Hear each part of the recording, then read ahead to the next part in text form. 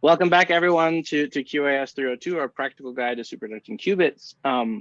For those of you who may be joining us a little bit out of order, we are in our fourth tutorial. So from Steve Gervin, we heard, the basics of Hamiltonians of quantum circuits involving Josephson junctions.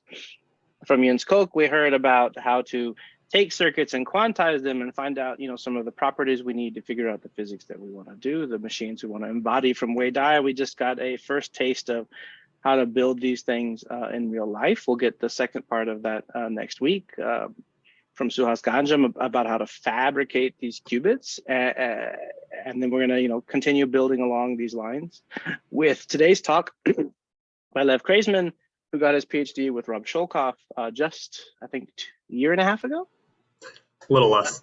Not even a year ago. And is now a postdoc with Andrew Houck at Princeton. And he's going to tell us today about basic characterization experiments for superconducting qubits and cavities. So this is really like in our practical guide saying, you've made one, you've put it in the fridge, now what happens next?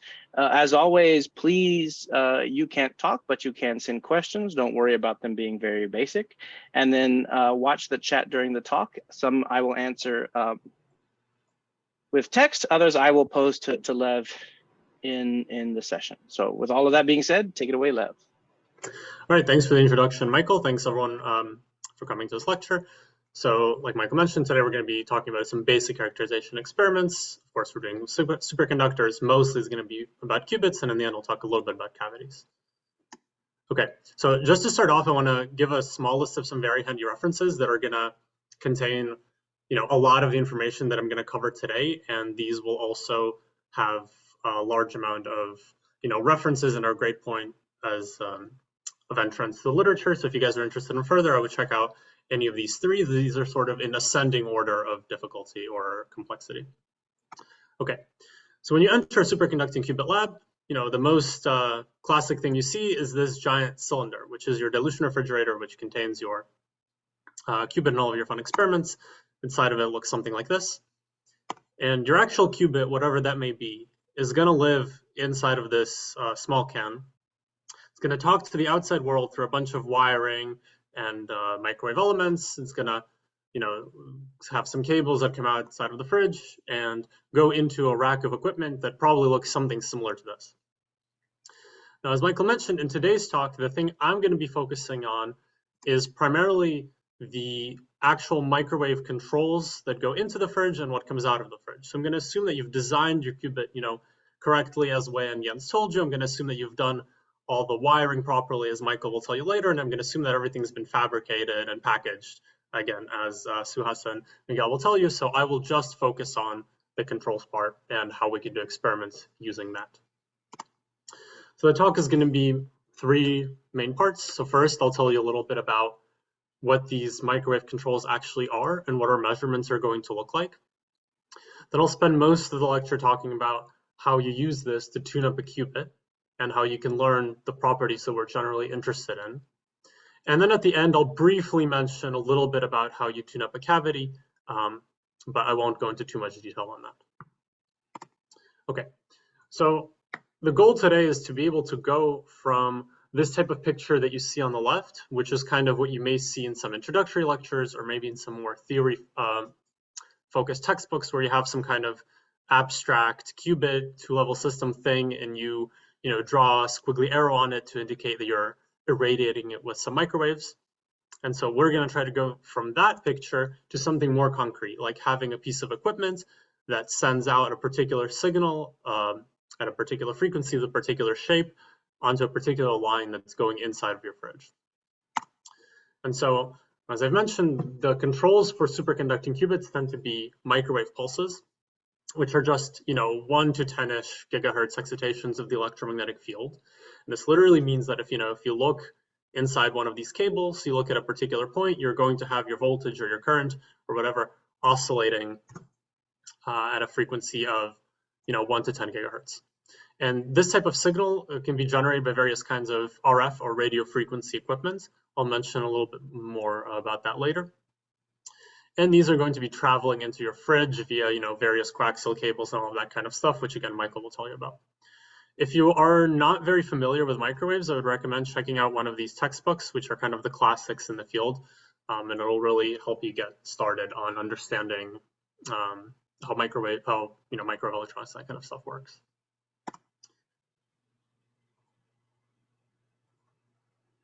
Okay, so let me just briefly mention a few of the pieces of equipment and some other acronyms, just because I'm going to be using these probably throughout the rest of the lecture. So CW is what we call continuous wave. It's basically just you literally put in, a sine wave that's continuous into your lines. And the pieces of equipment that you're going to be using include VNA, which is a vector network analyzer, which basically sends out a signal and then measures the signal that comes back and compares the differences between the two.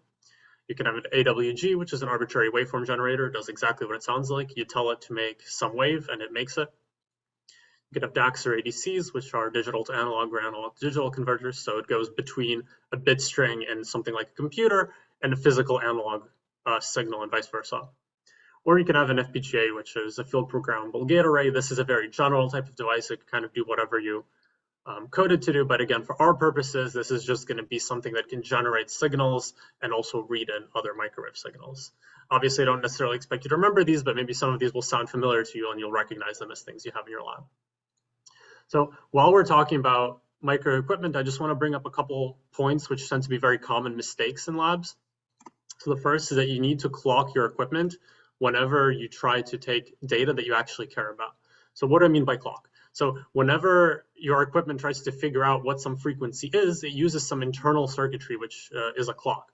But those tend to not be very good. And generally, you will have some piece of equipment. For example, maybe you've heard of a rubidium clock. It'll just tend to be a box with a bunch of BNC cables coming out of it. So you need to make sure to connect one of those to your equipment if you really want to take data that is meaningful and has the correct frequencies and stuff. And the other point, I will just quickly mention, it's okay if you don't understand what this means, but if you've heard of having phase coherent sources, so if you are trying to do measurements where you really care about two sources being in phase with each other, then do not assume that just because you've clocked them to the same clock that you will have phase coherence. That is not generally true. Again, don't worry if you don't know what that means, but for those who do, just keep this in mind. Okay, so this is the equipment we're going to be using. Now let me tell you about the two main types of microwave excitations that we're going to be using.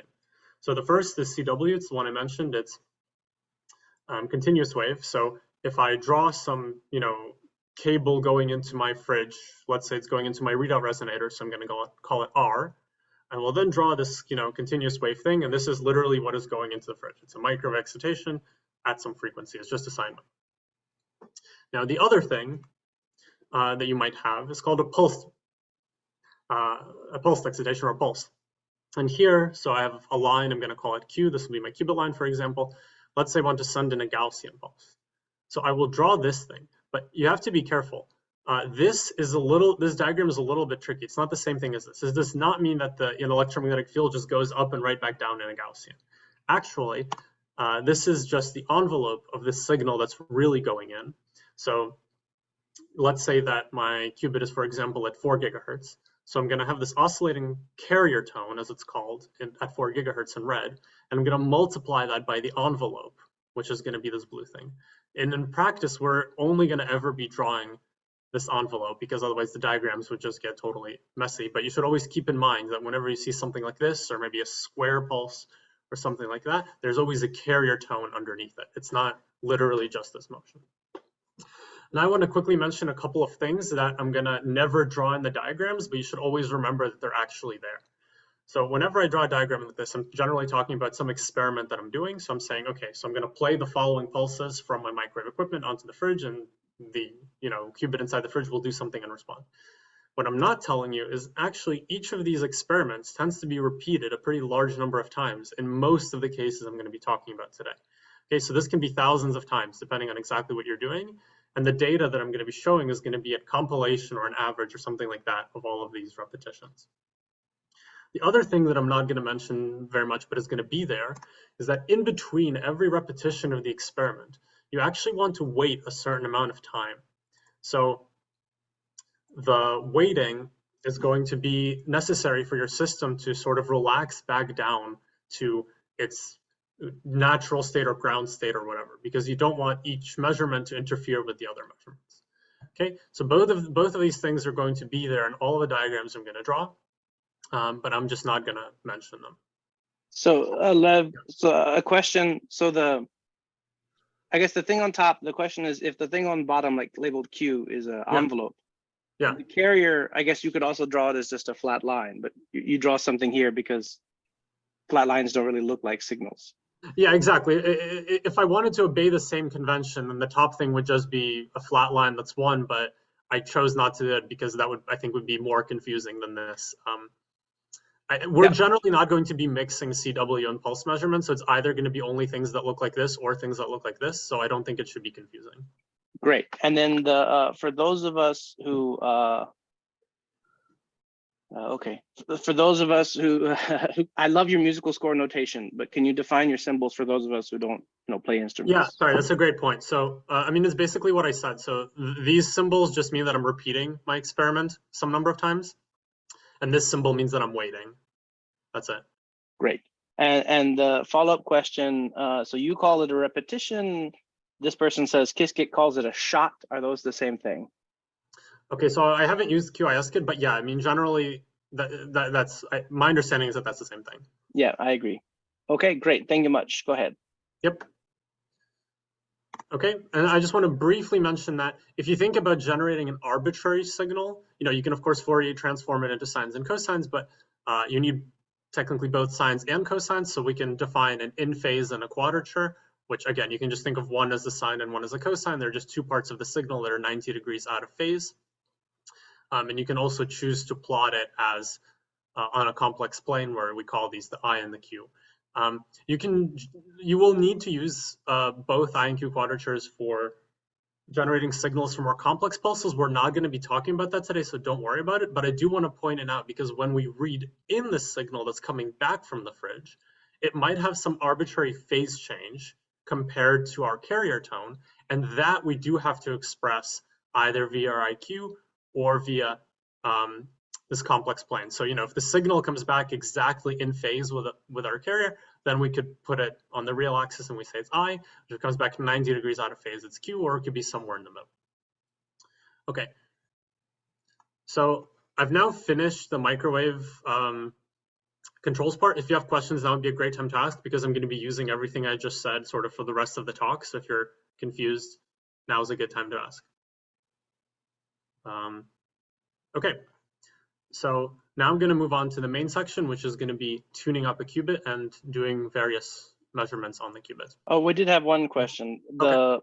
When you talk about a rubidium clock, is that a TTL signal or something else? Sorry, what does TTL stand for? Transistor logic. I think the answer is no, right? No. I think it's like a 1 volt sine wave. It's like a 50 megahertz. Yeah, it's sorry. You mean like those digital? It's not a digital. It's a good question. No, actually, I don't. No, I think you're right. It's a 10 megahertz sine wave at 1 volt. Yeah. I think this is an analog system that's somehow stabilized by rubidium vapor, and probably where we would stop commenting.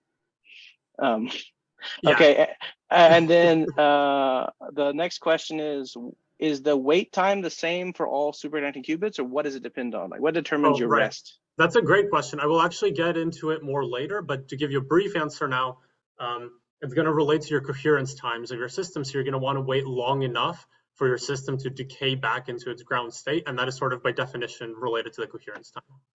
Yeah, but I'll mention that more later. I think that was one of my big shocks as a person doing qubits, is when we started making good ones, all of a sudden you had to wait forever. When the qubits were bad, it's even worse. Exactly. Okay. Follow-up question. Can you, they're asking, can you just repeat this idea of in phase and quadrature phase again? Yeah, sure. So basically the idea is, okay, so if you imagine that you have, imagine you want, so you have some signal that you send into the fridge. The signal that comes out is not guaranteed to be in phase with it. So what I mean by in phase, I mean if you just literally overlay these two carrier tones on top of each other, the peaks and the troughs don't have to be in the same place.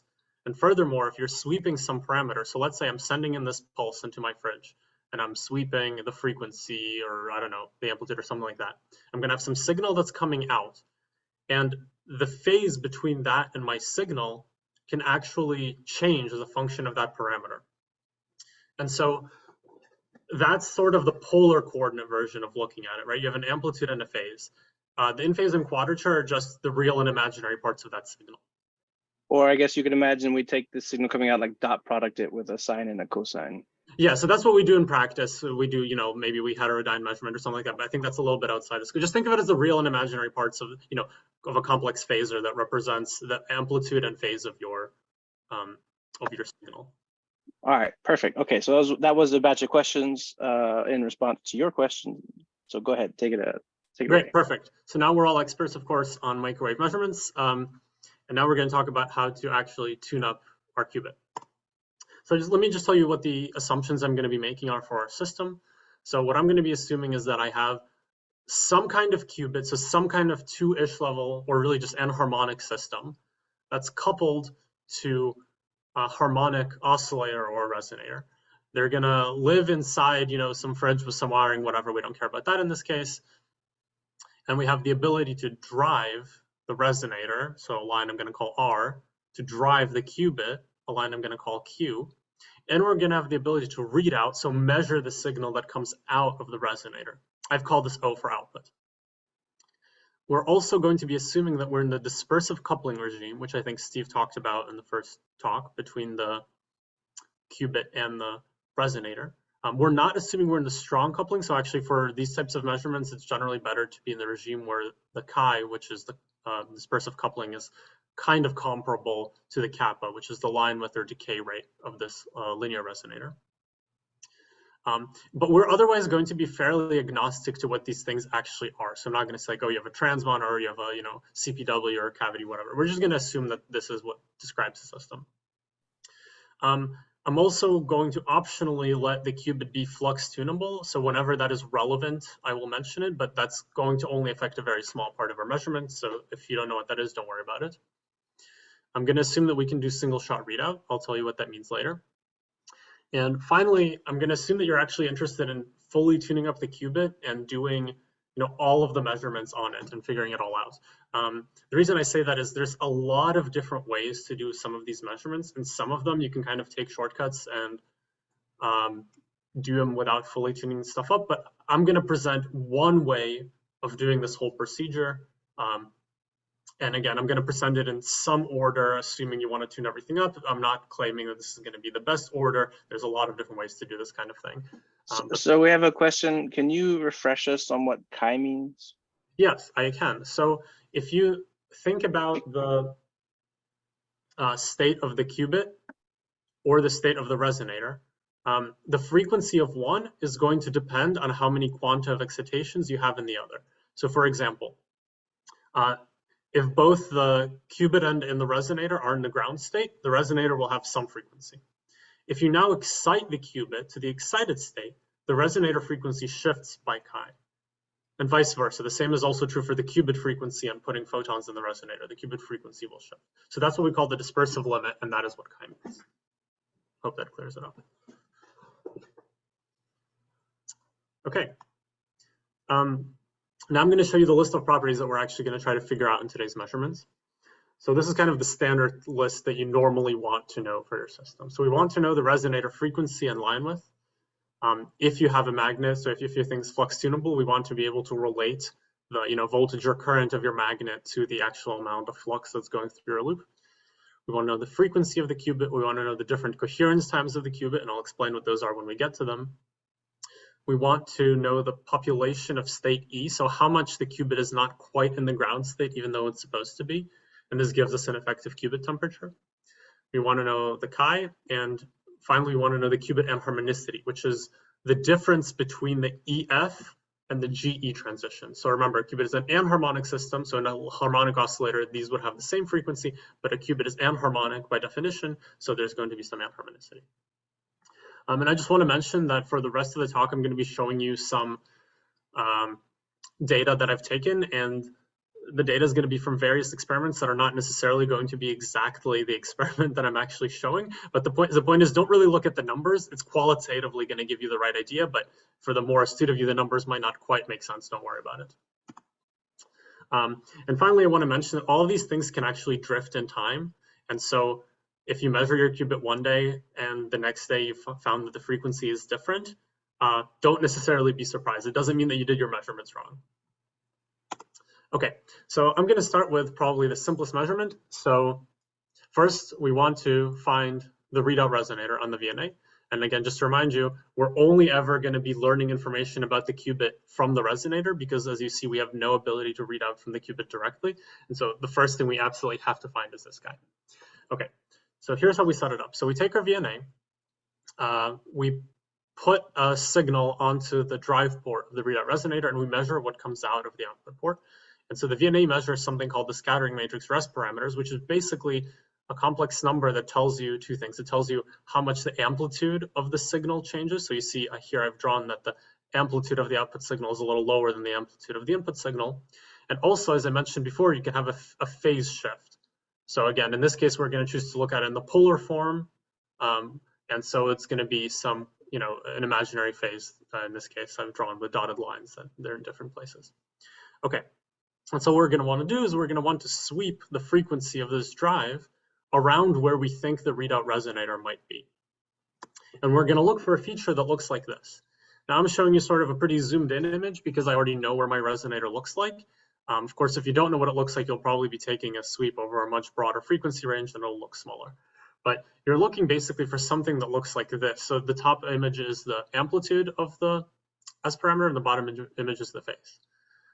Sometimes it might go up or do something a little asymmetric. That's not a big deal. That's just a matter of how exactly you've coupled it. But this is the feature you're looking for. Sometimes it's easier to find it in phase, but generally for your readout resonator, it should probably be pretty straightforward to find because by design, these are generally pretty low Q, so they're pretty wide. And there's also a nice thing that you can use quite high powers when you're doing this measurement. Unlike most of the rest of the measurements I'm going to be talking about, if you're just looking for a resonator, you can use power high enough that you get good SNR even without averaging, because you're just trying to find a linear system. Now, just from this, I can already tell you that the readout resonator frequency is around here, and the kappa is around this width. Generally, this is good enough. If you really want to know them precisely, then what you can do is you can plot this on the real and imaginary axes. Again, it's the same data, just plotted real and imaginary versus polar. It'll look like a circle, and you can do a circle fit. You can see this paper for more information, and this will give you a precise value for the resonance frequency on the kappa. But again, just looking at this is generally good enough for us. All right, so let me, sorry to keep breaking your steam, but we got a bunch of questions built up. Great. So one question was, wow, how much could things drift and why would they drift? That's a great question. I mean, obviously the different parameters can drift by different values. So I highly encourage you to actually measure these and see for yourself. There's all sorts of reasons. It's kind of hard to give a quick answer. I mean, your qubit frequency, you can have several different frequencies. I'll mention that later. It's typical for T1s to drift by, 50% or even more. You can have drifts that are correlated with things that are happening. So a great example is in my old lab, there was a qubit that the T2 of it would go up and down by a factor of 2 every day at 8 in the morning. It turns out that when someone came in and turned the monitor on, there was a ground loop and the T2 got worse. But it's hard to give, I mean, there's all sorts of reasons. It could be anything stochastic. It could be, these deterministic things, all sorts of stuff. And I think that you switched from input and output to S21. So can you define that for us? Yeah, sorry. So S21 is the scattering matrix, which is what the VNA measures. So, this is a particular element of the scattering matrix. All you need to know is that the magnitude of S21 is just like the amplitude of this signal over the amplitude of the output signal over the amplitude of the input signal, and the phase is the phase difference between them. Right. And then there was this question about like how hard are we driving in the bottom of the fridge? So I guess you have this in bar. Maybe you can tell us a little bit more what that means. Yeah. So okay, maybe don't pay attention to this particular number. This is not relevant. The point is we don't have to put a single photon into a resonator. So when you're dealing with qubits, you don't want to do stuff like put a bajillion photons into your qubit. When you're dealing with just a linear resonator, it's a classical thing. So it can accept a pretty large number of photons. If you want specific powers, I mean, I don't know, if you have 60 dB of attenuation in your fridge, you can definitely put 0 dB at the input. So that's a reasonable power. Basically, whatever makes your signal look good enough. So you see here, the SNR is pretty good, right? It's not like jiggling like crazy. And when you're just looking for the resonator, that's okay. Later on, we're going to have to lower the power to do quantum stuff. When you're just looking for the resonator, I would say go to a power where, well, you make sure you're not breaking any of your amplifiers. But other than that, I don't know, as high as you can get should be fine. Okay, great. And the question, there were two questions about, like, you said low Q. Can you define what that might mean roughly? Yes. So Q is the bandwidth, the frequency over the bandwidth. So the higher the Q, the narrower this line width is going to be. And as you guys might know, line widths are inversely proportional to coherence times. So the higher the Q, the narrower the line width and the longer the lifetime of the device. And the typical Q you might expect for like a resonator reading out a qubit?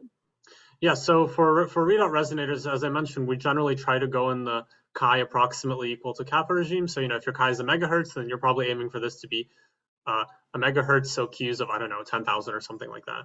And here's a great one. I really like this one. Why is there a gap in the circle? That's a good question. Why is there a gap in the circle is a great question. So if you look at the transformation that takes you from the frequency, okay, so this is the frequency sweep. So the different points are different frequencies. So if you look at the transformation that goes from the frequency to the angle on the circle, it's an arctan. And so as you approach infinity, the points like infinitesimally approach this one point here, but never quite get there. You can look at, I don't know, and there's a bunch, you can even look at this paper and just look at the transformation, it'll be clear. Perfect. Okay, let me,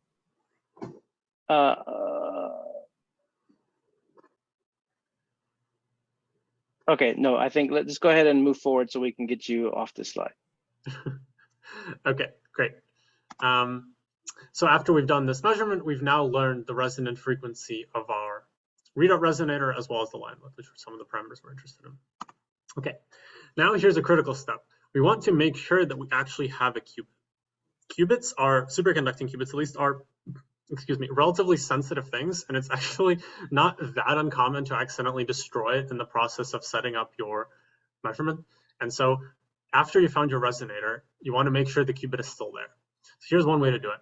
So you do the exact same measurement as I showed you before. So you do these transmission scans, but you now vary the input power that you're using. Okay, so each of these horizontal slices, so here's the amplitude of the S21, and here's the argument. That's the same two plots I showed you before. So the horizontal slices you see here are this dip. And as you see, as you start with lower powers and you get to higher powers, the qubit frequency starts shifting, then some weird stuff happens, and then it kind of looks like it jumps. So this is the telltale sign of having a qubit. So let me show you what it looks like if you do this more carefully. So this is from this practical guide. So you see as you start at lower powers, this blue line here, you see this nice peak. So remember I mentioned peaks and troughs are effectively the same thing. It just depends on exactly the details of how you set it up. But the point is it's one nice single peak.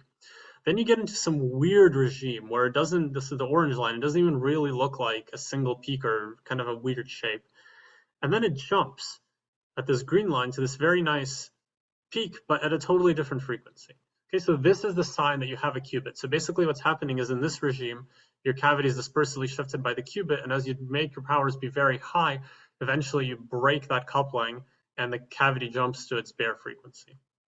So this tells you that you have a qubit. This also tells you approximately where you want to measure. So when you want to set the power you use to drive your readout resonator, you don't want to be in this weird regime, and you definitely don't want to be in this regime. You want to be somewhere down here where it looks nice and you haven't really, shifted or broadened the resonator too much. So this tells you what power to use. And in terms of the frequency,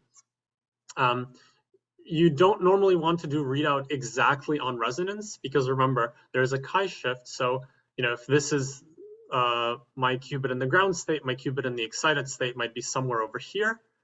The difference will be chi or 2 chi depending on definition. So you want to set your readout frequency somewhere in the direction where you think your qubit will go.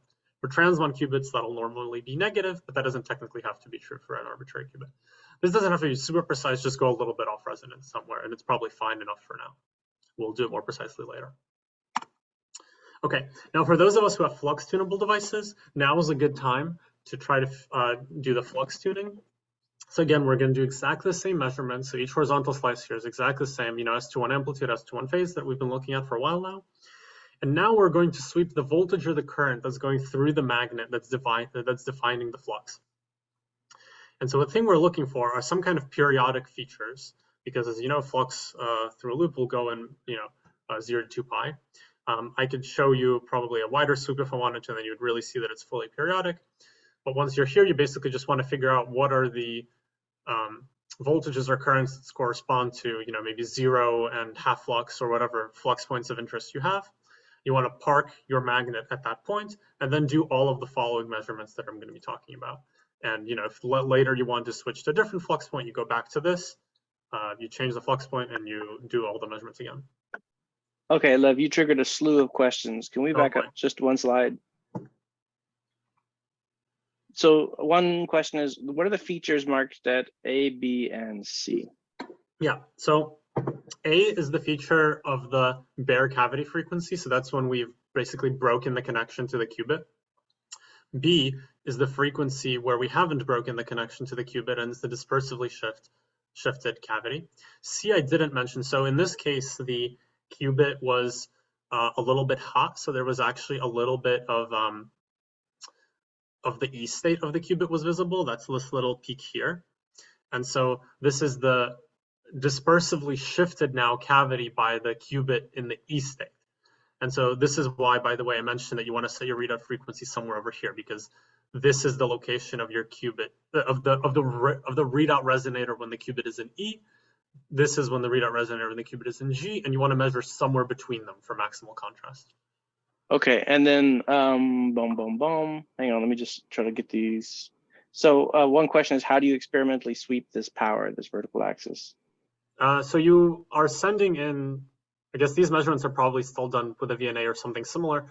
And so you literally just tell it, okay, I want to output 0 dBm, I want to output 1 dBm, I want to output 2 dBm. Okay, and then we have a question like, if there was no qubit, or like another question says, how do you tell if the qubit is dead? Like, what would occur on this plot if there was no qubit in the system? Yeah, so if there were no qubit, then what you would basically see is the cavity. So you wouldn't definitely not see this feature. So the cavity would be just going up and up and up. Now, at some point, you would start seeing a broadening of the cavity, probably, if it's limited by TLSs and things like that, and even it might even shift in frequency a little bit, but definitely nothing as extreme as this. So it would probably on this axis, it would almost look like a vertical line.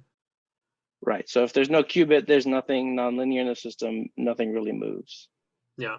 At some point, you might break the cavity and it might look like a Duffing oscillator if you get to really high powers, but it's not going to do this behavior. It'll just get a little funky looking.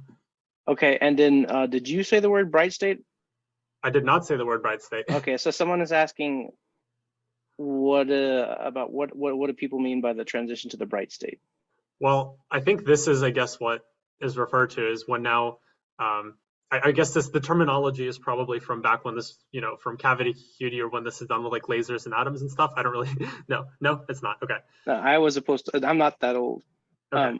So the bright state is, yeah, when so this was Matt Reed who had a paper on this.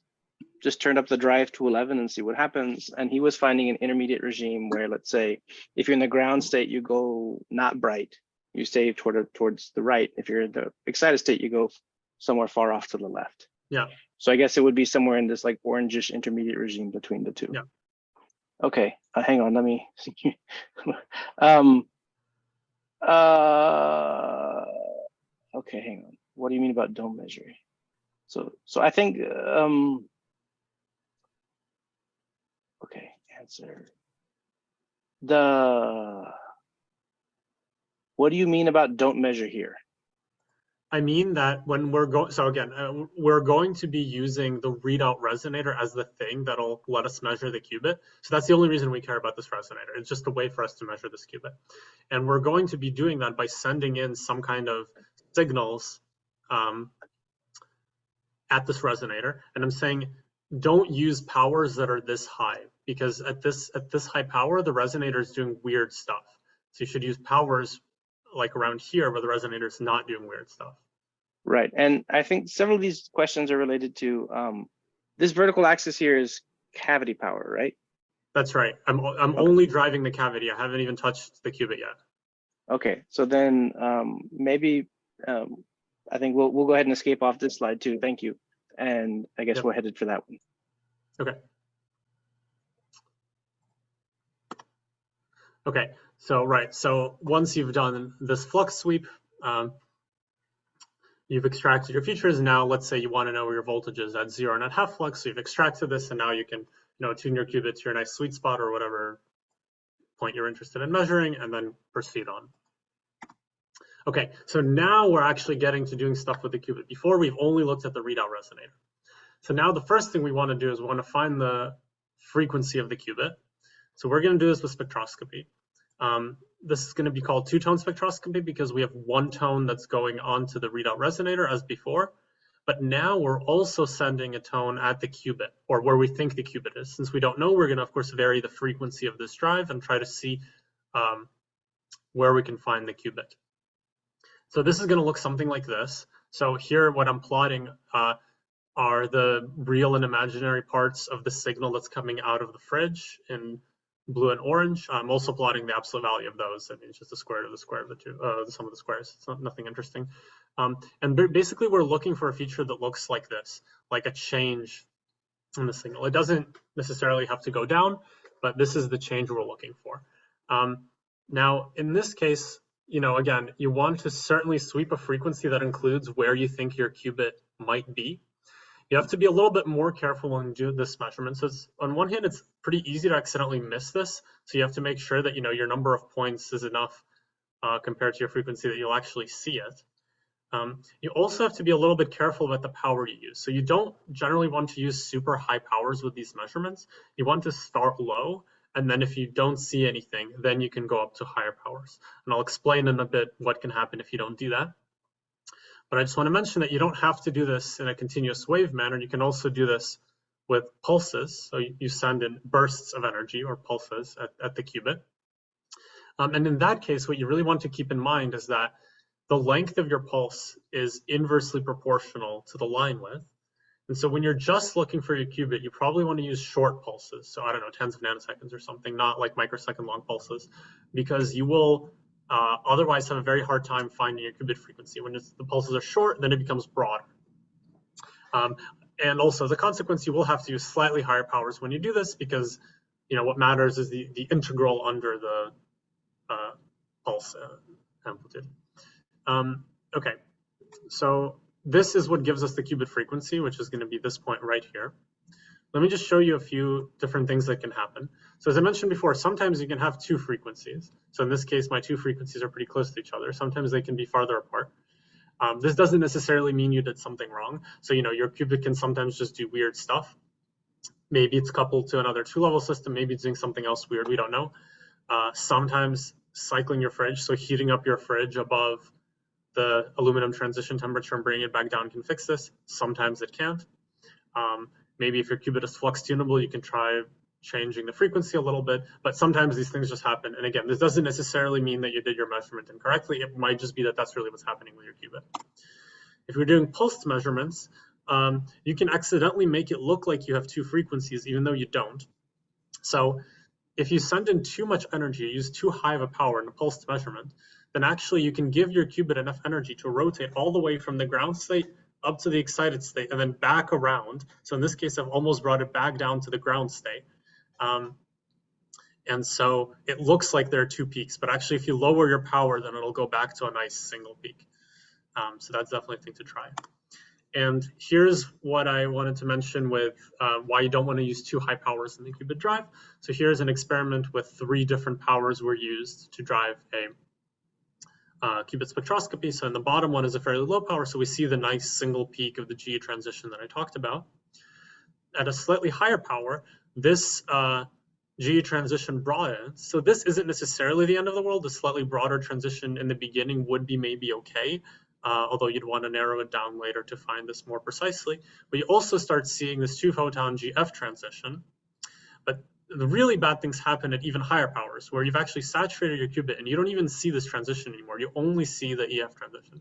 So if you use very high powers from the get-go, you can confuse yourself and think that this is your the qubit transition you're looking for, even though it's actually over here.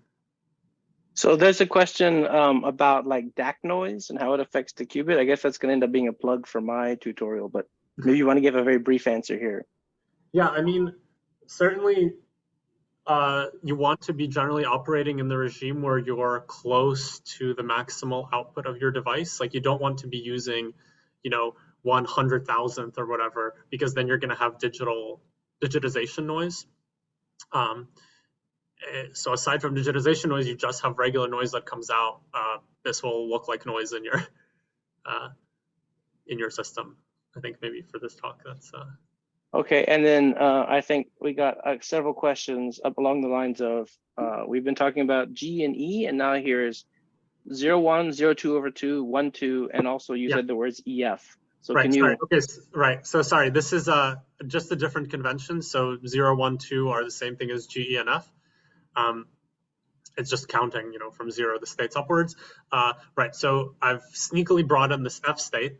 So now qubits, realistically, the physical systems we use are not actually two-level systems, right? So if all superconducting qubits are going to have higher level states. So after, you should learn the physicist alphabet. It goes G, E, F, H, I. We have higher states and we can do stuff with them. The main point is that the frequency of the transition between G and E just has to be different from the frequency of the transition to E and F. But these other states are still there, and sometimes you can see them, like in this case. Great. And then, sorry.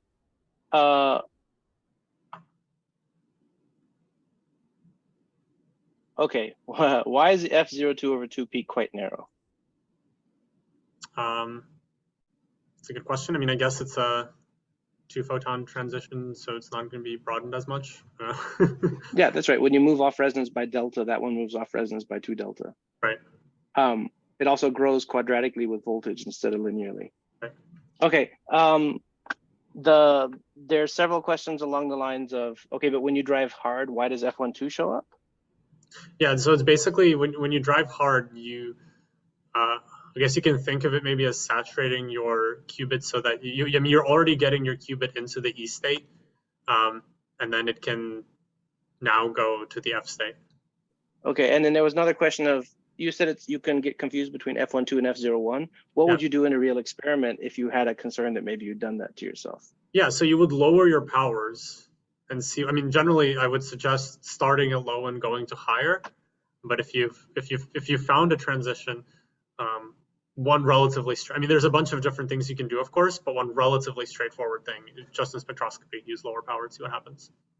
Cool. If it gets sharper, you're happy and you keep going. If it stops getting sharper, you give up. I guess if you stop being able to see it, you give up. I don't know. Yeah. Okay. Great. Okay. Well, why don't we let you escape this one? Great. Okay. So now we know the transition frequency of our qubit. So now we're going to want to tune up a pi pulse. So what I mean by pi pulse is now we're switching from continuous wave into pulsed measurements. So we're going to want to send in some kind of Gaussian envelope pulse. Remember that inside of this, there's some carrier tone at the frequency of the qubit, but I'm only showing you the Gaussian envelope. And what we want this pulse to do is impart exactly the right amount of kick to the qubit to go from G to E or vice versa. This is what we mean by pi pulse. And the experiment is going to look like this. So we're going to send in some putative pi pulse. It's going to be at the frequency of the qubit that we just found. Then we're going to, after that, we're going to read out at the point that I showed you that's kind of somewhere near the resonance. So we're going to send a square pulse, or it doesn't have to be a square, for example, a square pulse at the readout resonator. And while we're doing this, we're also going to measure the signal that's coming out of this readout resonator through this O port. And the thing we're going to vary is basically the amount of kick that this Gaussian pulse imparts to the qubit. You can do this in two different ways. You can either vary the amplitude or you can vary the length of the pulse. Those two give you the same thing because the amount of kick is determined just by the area under the pulse. I find it generally a little easier to vary the amplitude, but you can really do whichever you want. And so when you do this, you will see some kind of sinusoidal oscillation. And you see that, of course, when your amplitude of the pulse is 0, so you've done no pulse at all, presumably you're in the ground state. And then when you've gone up to the other extremum of this curve, then presumably you've now done a pi pulse and your qubit is in the E state. Certainly you want to be careful when you do this. You can accidentally, if you don't take enough points or your spacing is too far apart, you can alias and you can accidentally confuse yourself as to how big your pi pulse is. So again, the solution is start low and then increase higher. If you start low and don't see any change, then increase this. You also want to do, don't try to do just the region from 0 to 1 here. It's much easier to fit when you really see several periods of this thing and you can actually like fit a sinusoid to it and then learn how big your pi pulse is. Okay, so now we're ready to start doing readout of the actual qubit. So remember, our goal is to use the readout resonator to learn about the state of the qubit. So we're going to try to see what the difference is between the ground and excited states. So first, we're going to look at just the ground states. This is the simplest experiment you can do. You do nothing at all to the qubit, and then you just read out. And so as you're applying this pulse to the readout resonator, you measure the signal that's coming out, and you can see it's doing this weird funky shape here. So by the way, as before, I'm showing you, the real imaginary parts of the signal and the absolute value. You can calculate exactly what this is, and this is a pretty typical shape for a transmon, but again, we don't really care about exactly what this shape is for the purposes of this lecture. Just know that it looks something like this. So now we know what it looks like for the ground state, so let's see what happens when the qubit is excited. Well, we've just calibrated our pi pulse, so we know how to make the qubit be in the excited state. We wait a while, and then we wait for it to be in the ground state, and then we just pi pulse it up to the excited state, and then we again to read out. Excuse me. And if you look carefully, you can actually see now that there is a difference between these two curves. And this difference is the way that we get the information about the qubit state from the readout resonator. Now, what we can then do is we can integrate each of these signals and plot it on the complex plane. So again, this is just the real and imaginary parts. And so this is a histogram of the different shots. So again, a shot is each individual experiment. So this is an average of a large number of experiments, but you can actually take each single experiment and just each single shot and put a little dot somewhere on the complex plane here. And you see that if you have good readout, so this is good single shot readout, then you can really see two separate blobs, one for the ground, one for the excited state. And what I mean by single shot is that what I can do is I can just draw a threshold right in between these two blobs, and I can say which one's ground, which one's the excited. I do this by, so I'm showing you here the result of both of these experiments superimposed on the same plot, but I could do it with just one, and then you would only see one of the blobs there, and then you'd know that's the ground blob, that's the excited blob. And then for each single shot experiment, I'll get a dot that's, somewhere probably either here or here. These are Gaussian distributed circle things. And then I can just say, oh, this single shot is G or this single shot is E. Is there a question? Yes. So many questions. So there was a question actually very early in the talk was, well, if you're just reading out the cavity and you get some phase back, how do we digitize it? So I think you just nicely answered that one. People are asking, can you talk about like this weird shape? Yeah, I mean, I can mention a little bit. Again, it's not really super important for this, but basically what happens is, so your resonator starts out with 0 photons. Then you start pumping it. First, there's going to be a lot of reflection from the signal, from the resonator, and then it'll start accumulating photons and going to some steady state. So it will start, the reflection from the resonator will start to flatten out as a function of time. And then over here, I've turned off the pulse. And again, the reflection rapidly changes, and then the photons start leaking out of the resonator, and you see this exponential decay. You can calculate the shape from, input-output theory. There's a few different ways of doing it, but that's basically the idea. So there are some questions here. The actual pulse is probably what, looking at this graph, 1600 nanoseconds or so long? Yes, that's right. And the time, the sort of ring up shape, you say the sharp edges are the edges of the pulse, but the sort of smoothly exponential shapes, which time constant of the system is that? Yeah, so that's going to be related to your kappa of the readout resonator. Great. And then the measurement actually only occurs if the two things are different, right? So there's sort of That's right. this confusing thing that there's energy in the resonator, but what we really need is that if we look closely, I guess, at the one of these two parts, maybe the blue part, we would see that it's different between these two. And that difference is telling us how hard we're measuring the qubit at any given time. Exactly. Okay, so I think that answers 5 or 6 questions. Let me just try to scan real quick. Let's see. Onset of the readout pulse is probably what, like 100 nanoseconds or maybe 0, and there's just some discretization? I mean, it's not 0, but I don't remember exactly how it is. I mean, I think I used a pretty square pulse here. Okay. Yeah, I'm not sure exactly what this time scale is. And it wants to know what is the little circle and little square on the right-hand plot. The little circle. Oh, this is just a GUI thing. Don't worry about it. This is just yeah, irrelevant. Just look at the data. This stuff is just GUI. Okay. How much is your typical readout pulse length in terms of multiples of the cavity line width? In terms of multiples of the cavity line width. Okay, so this is going to depend, but I mean it's comparable, maybe a little bit, or maybe a factor of a couple longer or something, but it's going to depend on exactly what your chi is and other stuff, and you're going to want to fine tune it, as I'll talk about later.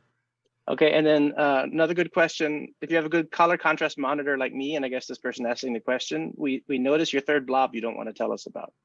Oh no, I'll tell you about it. You're just not letting me get to it. Okay, go ahead. Right. So this is really important for us because when you're actually thinking about doing a quantum algorithm, right, you need to be able to make decisions on what to do based on a measurement of a qubit in the middle of an algorithm. You don't have the luxury of doing 10,000 average at each intermediate step and then going forward. So this is why it's important that even a single shot, which again, I'm not showing you, but it'll look a lot more noisy than this, by integrating it, you can still get a pretty good idea of whether the qubit is in G or in E. Now, to the astute person who noticed it, I'm now showing you the same plot, but in log scale. And so here you can actually start to see that there's some number of shots here. And what you're really seeing is the excited population of the F state. So again, the third state of the transmon. Actually here we get pretty good readouts. So I can draw a second threshold, and now I can just ask the question of which quadrant is my point in, and it'll tell me, okay, it's G, E, or F. This happens when your transmon is somewhat hot. And actually, if this clicks, right, actually you can use this type of readout to get a good idea of the qubit temperature. So in fact, just this experiment where you do nothing at all to the qubit and just read out, right, what you will get is some state where most of the stuff is in G, and there's a little bit of a population in E. So right now I'm seeing it enough, but maybe your qubit's a little colder and there's a little bit of a population in E. And then you can just count what fraction of the state is in G, what fraction is in E, and fit that to a Boltzmann distribution. And that's actually already a decent measurement of qubit temperature. So again, the easiest measurement you can do nothing to the qubit, just read out. If you're interested, here's a reference to a more complicated way of doing qubit temperature, but I'm not going to cover it in this talk.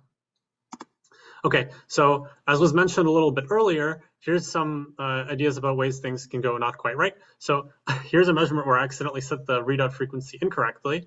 And you can see on one hand, it doesn't look like what I showed you before, but the real problem is that these two now look exactly the same. So I've gained no information about the qubit.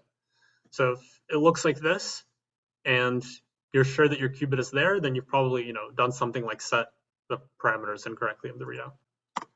Another thing is you can get yourself into a situation, it doesn't always look as great as I showed you on the last slide. Sometimes it can look a little bit like this.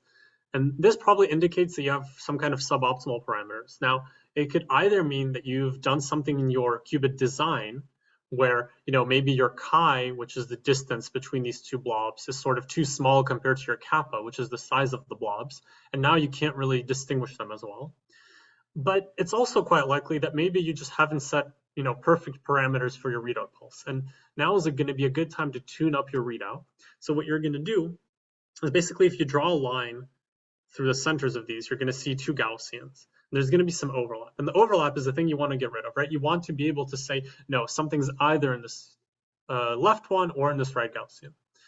And so here, I guess I'm plotting something like 1 minus this overlap or whatever, something related to that on the Z color axis. But you can then sweep the parameters of your readout. So in particular, your frequency, you probably want to sweep a little bit. You know, not too much. You're probably not like 10 megahertz off on your readout frequency, but we kind of picked this by eye. So probably at this point, we haven't picked it perfectly. So you want to change the readout frequency, and you can also change the readout amplitude to try to optimize the separation between these blobs. You have to be a little bit careful when you do this kind of automated stuff. Sometimes it'll try to take you into weird regimes where it just tells you, no, use higher and higher and higher power. So, you have to keep double checking that the regime you're in is still reasonable and that you haven't, driven yourself into the weird nonlinear regime of the cavity and that you're still getting nice readout. But you definitely want to do some kind of optimization of your readout like this. Okay. So now that we have our readout working and we have our pi pulse working, we're ready to start measuring the cool properties of the qubit. So we're going to start with T1. So this is the coherence time. You can call it the energy coherence time of the qubit. So this is, if I take the qubit and I put it in the excited state, how long that lives, or the time scale associated with that decaying to the ground state. And so the way we measure it, pretty straightforward. So we take our qubit, we pi pulse it to the excited state. We wait a variable amount of time t, that's this axis here, and then we do readout. Notice now that since we've tuned up our readout, we're not measuring some weird signal amplitude anymore. We can really tell, no, like this is the population of the excited state of the qubit because we have our single shot readout. So as expected, when the time is very small, the qubit is mostly in the excited state because, well, we've just pulsed it to the excited state. And as the time gets longer, it's going to decay to the ground state. Now you have to be careful when you do these measurements. So first, you really want to make sure you measure the tail. So what I mean is you really want to make sure you get to the point where you measure for long enough that this region gets quite flat. Otherwise, you're going to have a hard time fitting your exponential properly. Now, of course, the first time you measure it, you don't know what your T1 is, so you might just have to do a couple rounds where you change this length of time. The same thing applies. So earlier, someone asked about how long do you wait between experiments. So again, this is a thing where you're going to want to wait, I don't know, maybe at least 5 T1 or 10 T1 or something like that in between experiments, such that your qubit has enough time to relax back down to the ground state. Again, you don't know what the T1 is until you measure it, so this might take a few rounds where you measure it and then you update your weight parameter and then you measure it again and you make sure that everything's good. I do want to note that this doesn't actually require a high quality pi pulse or high quality readout. Since we're trying to tune everything up, we did those first. But actually, if your pi pulse is not very good, so by not very good, I mean it doesn't quite take you to the E state. It takes you to, I don't know, a little bit of the G state and a little bit of the E state. And your readout is not very good. All that'll happen is that you'll scale or shift the y-axis here, but that actually won't affect your exponent. So if you really want, you could do T1 earlier. But again, if we're trying to measure everything, we might as well measure it. And so once we have this, we can fit it to an exponential, and the exponential decay here gives us our T1. Okay, now we're going to talk about T2. So there's two kinds of T2. The first is going to be T2 Ramsey. So this is the coherence time of the phase of a qubit state. So what I mean by this is, let's say that the qubit is in the G plus E or 0 plus 1 state. Over time, we're going to lose the information about that plus sign. So we're not going to know whether it's 0 plus 1 or 0 minus 1 or 0 plus I1 or something like that. And so this is the time of that, of the loss of that coherence. And so the way we do this measurement is we first pi over 2 pulse. So if we start at the ground state, we move to the equator on the Bloch sphere. So maybe we go to, I don't know, G plus C, for example. Then we wait a certain amount of time, again, variable amount of time. And then we pi over 2 pulse again to take us back. Now, an important thing here is that this measurement is actually typically done with a purposeful amount of detuning called delta from the qubit resonance. The reason we do this is that you want your qubit, so in the frame of the drive, you want your qubit to be kind of rotating with a known frequency.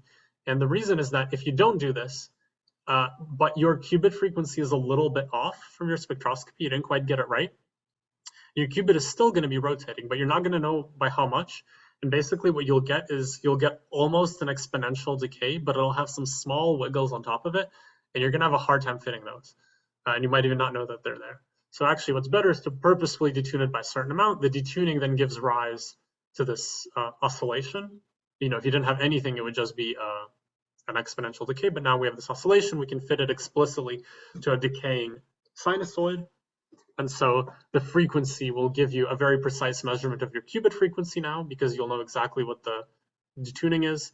And the exponential decay here will give you the T2 Ramsey. Okay. So one thing that can happen is if your qubit has multiple frequencies, like I showed before, you can actually see this weird beating thing here.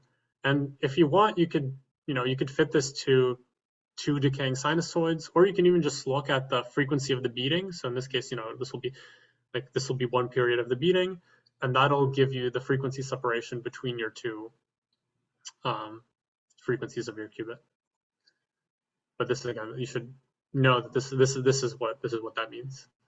Okay, so if I can, so we built up another head of steam on questions. So one question was, if I did like one long measurement and presumably digitized it to many intermediate points, what would I get there? Could I get T1 that way? Instead of using different delays and short measurements? Sorry, maybe I didn't follow. One long measurement, like what measurement? Like one long measurement of one, like one long measurement shot with many measurements in it instead of this sequence of prepare and delay. You mean like do a pi pulse, then wait for it to decay, then do a pi pulse and turn on a long measurement. Oh, well, you don't want to do very long measurements. So at some point, basically, so when you do readout, the length of your readout is not going to be way longer than your kappa. At some point, your readout resonator has just leaked out all of its photons. So remember, at the end of our readout traces, there was an exponential decay. So if you wait for long enough, it's just going to decay down to 0. No, I think that is like drive long, measure long. Drive long, you mean CW, drive the qubit and measure? No, C long, okay. Sorry, I'm just not understanding. Yeah, okay. So what they're asking about, and I think you can do this, is if we just turn on one long measurement where the qubit's in some state and we measure it and we discretize it into, let's say, 100 measurements in a row, but it's one long measurement. Yeah. You can measure T1 that way, like this person is asking, from the autocorrelation function. Oh, I see, yeah. I mean, yeah, there's all sorts of other ways of measuring T1. In fact, you can also measure T1 without doing any qubit pulses if your qubit is hot enough by post-selection on readout trajectories. There's all sorts of things you can do. Yeah, sorry, this is just kind of a fairly standard way of doing it. Cool. And then since you told us that stuff drift, there's a question, if your T1 and T2 are different from yesterday, like, what do you do? Do you start over, or what do you do? Right, so well, it depends on what you're trying to do. There's not much you can necessarily do deterministically to fix your T1 or T2. If they've really tanked to the point where you can't do your experiments, it depends on what your qubit is sensitive to. You could try tuning the flux if you have it. In a worst case, you can always try to cycle the fridge through TC. If you have stuff like your monitor turning on is screwing up your T2, then turn off your monitor. But as far as I know, we don't necessarily have deterministic ways of fixing these things unless you know exactly what's causing that problem. Cool. And then let's see, does the qubit always return to the ground state at the end of these experiments? So the qubit actually returns to a thermal state where it's, hopefully mostly the ground, a little bit of the excited states, and that's going to be given by the Boltzmann distribution. Now, a typical qubit might be, I don't know, 0.5% to a few percent excited state, depending on how good of a job you do with thermalization. So it's mostly the ground, but it'll have a little bit of excited state population in the steady state. Great. And then someone asks why the qubit pulse looks like this careful Gaussian and the cavity pulse just looks like a boxcar. Yeah, I mean, it doesn't have to be that way. With the qubit, you don't really want to do things like having square pulses doing things for pi pulses, because the sharp edges are going to have a lot of frequency components that you maybe don't want driving other stuff. And so you want to be a little bit smoother. And for the readout, you maybe just don't necessarily care as much. But also the readout is actually a lot longer, so those graphs are not at all to scale. So the readout can still have a relatively smooth, if you want, uptick, and you're just not going to see it because the readout might be like microseconds long and the pi pulse might be 50 nanoseconds long. Great. And then finally, can you explain again the physics of T2 from the perspective of the block sphere? Yes. So what happens on the block sphere is that, so if your qubit is in the G or E state, then T2 is just going to look like T1. It's going to look like normal decay up or down. But if your qubit is in a superposition, so it's, for example, somewhere on the equator, it's going to have some phase, right, depending on where you are on the equator. So it's going to be G plus, e to the I theta E. And the pure dephasing part, so the part that's not decay, the part that's just dephasing, is the loss of the information of that theta. So basically, it'll look like you're smearing out around the equator as a function of time. Okay, so I'm gonna move on now to T2 echo. It's also called the Han echo sometimes. So I'll first tell you the experiment before I show you the data. So this is similar to T2, but the idea is you want to echo out some low frequency dephasing. So here's what it looks like. So first you pi over 2 pulse again to the equator. You wait half of your amount of time. And then what you do is you do a full pi pulse, which flips it around into the opposite side of the equator. You wait another half of the time and you pi over 2 pulse. So the idea is that if there's any kind of low frequency noise that's happening in this point, after the pi pulse, it's going to happen again for the same amount, but now in the opposite direction, and hopefully it'll get canceled out. So here's a nice demonstration I like that's on Wikipedia. So this is a similar experiment to ours, except at the end they don't do another pi over 2 pulse, they just show you the echo. But so let's wait for it to start over and I'll explain what's happening. Okay, so you start and then you do a pi over 2 pulse, and then you see it starts dephasing. So that's what the arrows spreading out means. So it's going in different places on the equator. And then as it goes around again, you'll pay attention that it's spreading out. And then after this pi pulse, you see it starts recombining. And so that's what's called the echo. And so this lets you echo out some low frequency dephasing. Now, okay, there's a little bit of a subtlety I haven't mentioned here. Normally, this will actually just look like an exponential decay.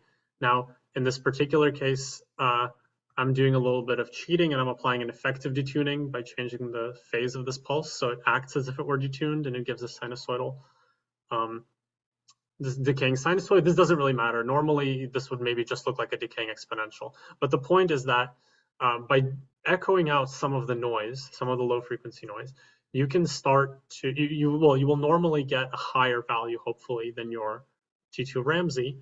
And this is also physically meaningful because, in quantum algorithms, you might be able to do things that protect you against those lower frequency things.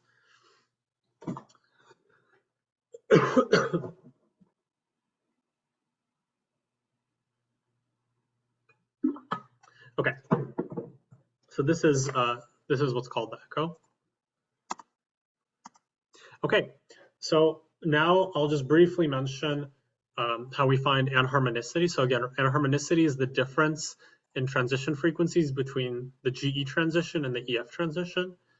So the way we're going to do this is exactly the same as regular qubit spectroscopy, except we're going to start by applying our pi pulse. So now I'm labeling it the pi GE pulse to specify that it is the pi pulse that takes you from the G to the E state.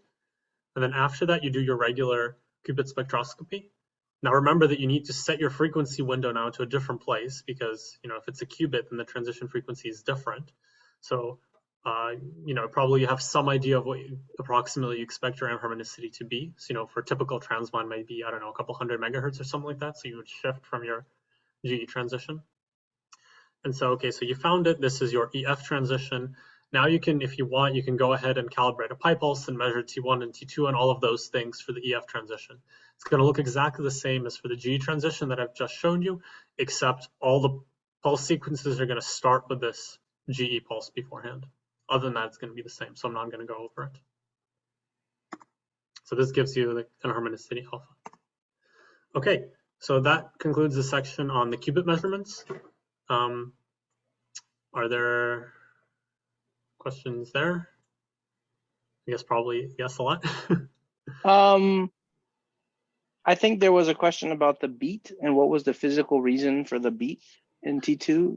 Yeah, so the beat is if you have two different frequencies. Okay, so remember, I'm assuming this refers to T2 Ramsey. So remember that when you have a detuning in your qubit drive, the T2 Ramsey is going to have a sinusoid with that detuning as the frequency.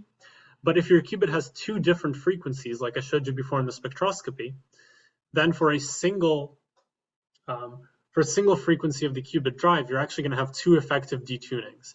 And you might know that when you add two sinusoids of slightly different frequency, it looks like a beating. Now, the physical cause of the multiple frequencies, again, I can say words about how it's coupled to some two-level system and it's doing something. I think this is kind of an open area of research, but it's fundamentally just when you add two sinusoids of different frequencies, you get this beating effect. I guess the point is, if you see that beat, you don't have to think you're alone. We're kind of all in this boat together. Right. It's a thing that happens. We've seen it. It happens. It doesn't necessarily mean you've done something wrong. It might just be that that's how your qubit is. Okay, and can you explain one more time about why we want a detuning in Ramses? Yeah, so the reason we want a detuning is that,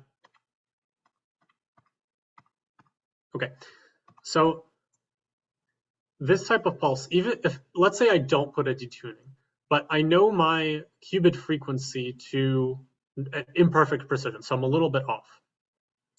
So this type of measurement, it'll still be a decaying sinusoid, but my frequency of the sinusoid now will be quite small, and it will be whatever is my precision in knowing the frequency of the qubit from spectroscopy. And so I'm going to try to fit an exponentially decaying sinusoid of a very low frequency, and I'm just not going to get a great fit. I'm not going to know exactly what that is. But if I add a large detuning now, I can, like if I had, 1.5 oscillations of the sinusoid over the decaying exponential, it'll just look like noise, and I wouldn't really be able to fit it properly. But now that I have this nice oscillation that I've put in on purpose, I know exactly what it is, and so now it fits nicely. Okay, great. Thank you. Great. Okay, so we're done with the qubits now. So now I will just very briefly mention a little bit about cavities. It actually is quite a bit more complicated, so I'm only going to basically do one or two basic measurements. I'm not going to talk about how to do everything, but of course, in general, you also want to know, T1, T2, things like that about it. Okay, so the setup is now going to be a little bit more complicated. So for those who aren't familiar, the reason you want to do cavities, so in this case, we have a storage cavity. So this is, for example, for people who want to do, I don't know, bosonic codes, or you want some kind of long-lived memory, which is a harmonic oscillator. So in practice, these tend to have longer lifetimes than transmons. So this is why you might want to do this. And the setup is going to look like this. So as before, we have our qubit coupled to our readout resonator, but we now also have the storage cavity coupled to the qubit. And as before, we used the readout resonator to measure the qubit. Now we're going to use the qubit to do gates and measure this cavity. So we're not going to be measuring it directly. So this is why it's kind of an additional layer of complication. And so I'm not gonna go into too much, but let me tell you first how to find it. So the spectroscopy is pretty straightforward. So you would, again, do kind of a putative pulse on where the cavity frequency is, and then you can flip the qubit. But here's the thing, you are gonna want to make your qubit pulse be quite long. Here's why. So if you remember our dispersive coupling, the qubit is going to be now dispersively coupled both to the readout and to the cavity. And so the qubit frequency will depend on the state of the cavity and vice versa. If you make your qubit pulse very long, it's what's called a selective pi pulse, then the qubit will only flip if, right, long pulses are very narrow, so the qubit will only flip if the cavity is, for example, in its ground state. So this way you can map the state of the cavity onto the qubit. And that's why you can see some kind of contrast when you apply a pulse that does something to the cavity, you can see the qubit starting to do something.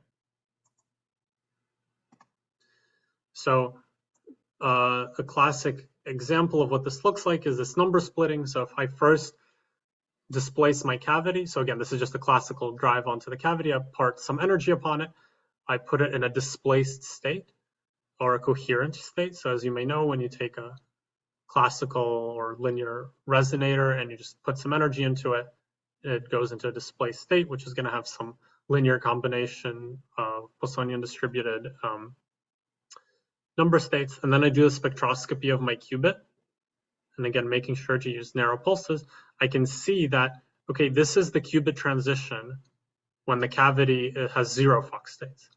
This is the qubit transition when the cavity has 1 Fock state. This is the qubit transition when the cavity has 2 Fock states, etc.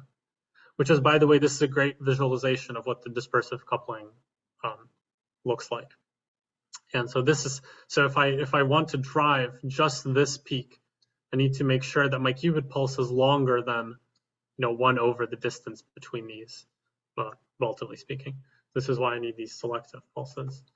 And just to show you one measurement that's relatively straightforward, you can do a T1 measurement of a cavity without doing anything particularly complicated. So again, you displace the cavity into some pretty high Fock number state. Oh, sorry, this should be a T, not a T over 2. So you wait a certain amount of time, it's on the x-axis, and then you map the cavity state onto the qubit and you do readout. So now this is no longer an exponential decay, this is actually like an exponential of an exponential because of the way coherent states work. So I'm not gonna talk about it too much, but basically the point is when you've driven the cavity very far, it has a very low population in the 0 Fock state. And so therefore the qubit will, I think I missed the pi pulse on the qubit, but anyway, that doesn't matter, it goes the other way. So the qubit will not, oh no, this is right, yeah, this is right, yeah, right. So the qubit is in the ground state, but the cavity is not in the 0 state, and so the selective pi pulse conditioned on the cavity having 0 states, so the 0 Fox, 0 quanta, so the pi pulse that's here, actually won't do anything to the qubit because the qubit frequency will have shifted away due to this cavity. And as time goes on, the cavity relaxes back, so it has more and more occupation in the 0 Fock state, and eventually it increases. So there's a pretty easy analytical expression for this. You can find this as well as more cavity measurements in this paper. I'm not going to go into more detail because it starts to become fairly involved. Is there a question? So there was one question that, when do we use T2 Ramsey echo and for what? So you want to have, well, if you can, you want to have both. Basically, they tell you about a little bit about your noise spectrum of what is causing noises in your qubit. So if you have, again, some kind of low frequency, when I say low frequency compared to the length of your Ramsey measurement, compared to the length of your echo measurement, that will affect one and not the other.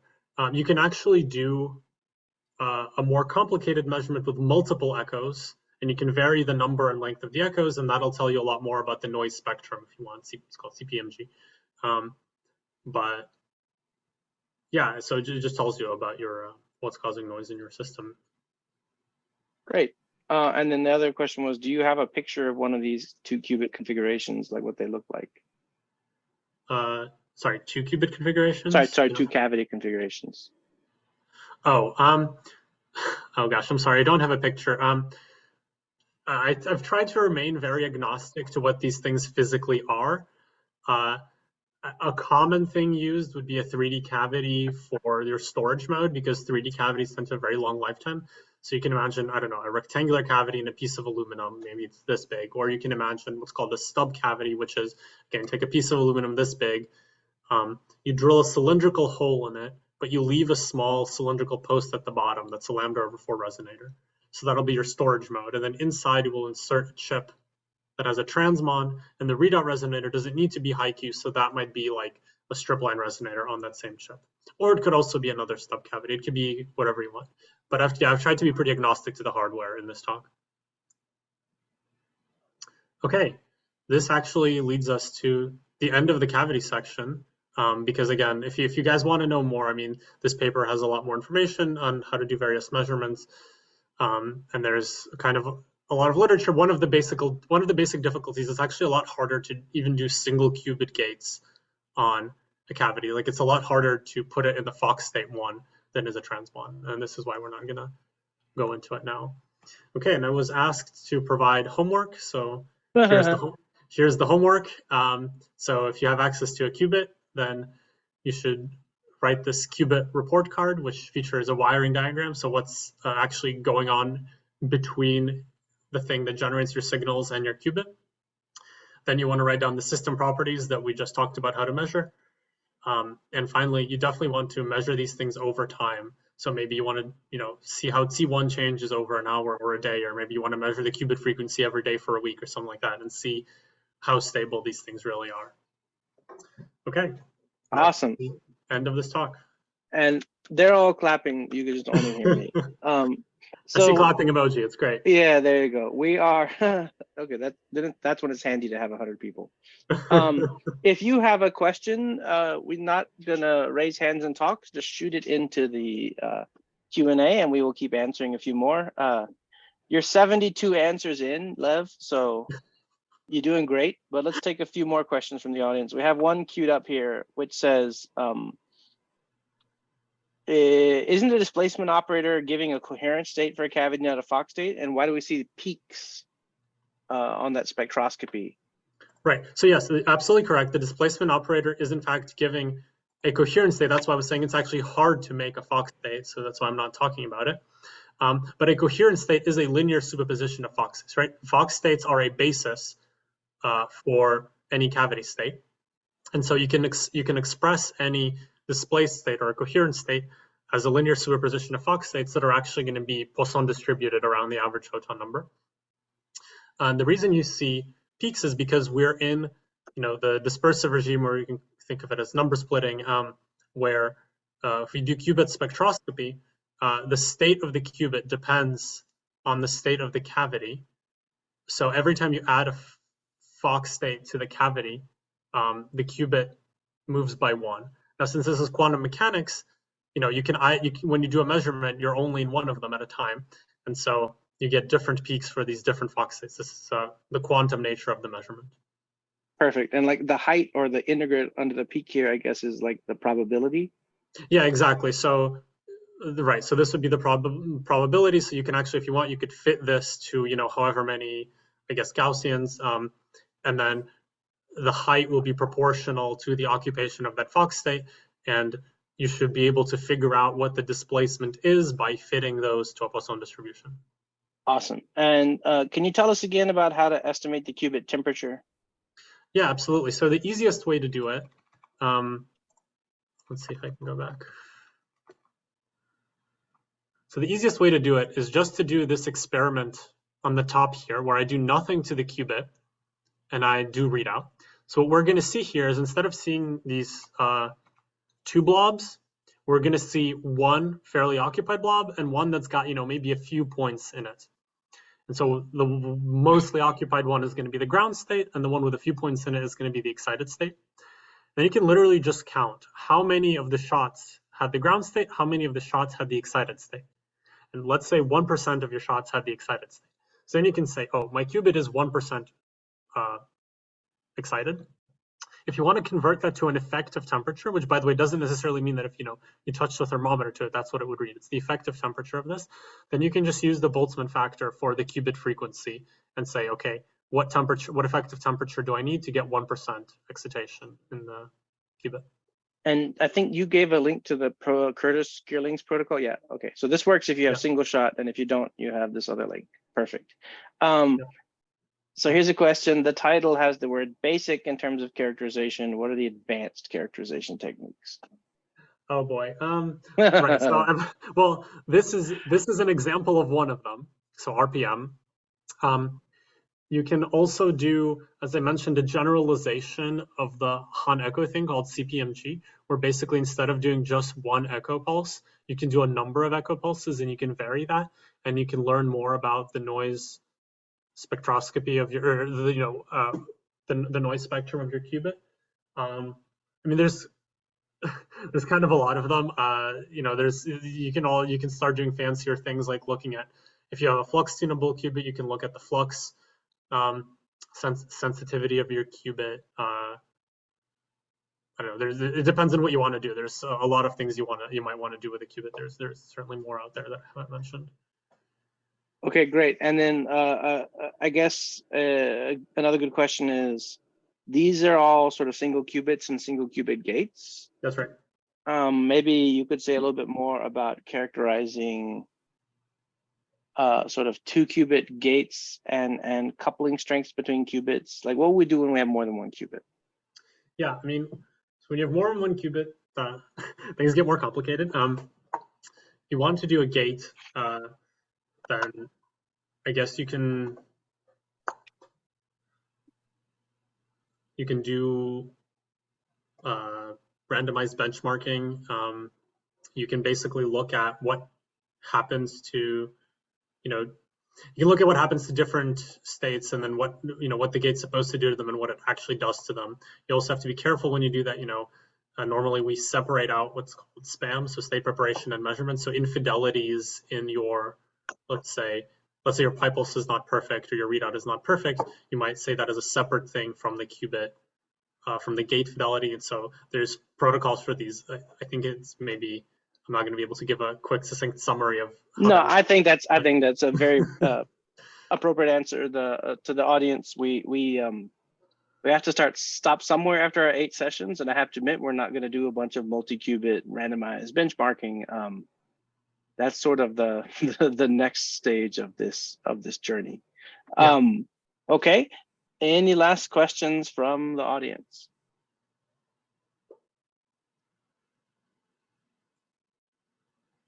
So one remaining question we have is, like, when you measure these qubits, what are the limitations, or what's limiting your fidelity of measurement?